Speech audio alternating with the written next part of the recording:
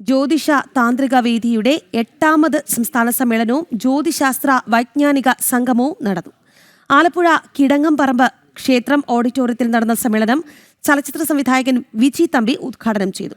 ജ്യോതിഷ താന്ത്രിക വേദി സംസ്ഥാന ചെയർമാൻ കെ സാബു വാസുദേവ് ജ്യോത്സ്യം അധ്യക്ഷത വഹിച്ചു. സമ്മേളനത്തിന്റെ ഭാഗമായി ജ്യോതിശാസ്ത്ര വൈജ്ഞാനിക സംഗമവും ജ്യോതിഷ താന്ത്രിക വാസ്തു ആയുർവേദ പുരസ്കാര വിതരണങ്ങളും നടന്നു.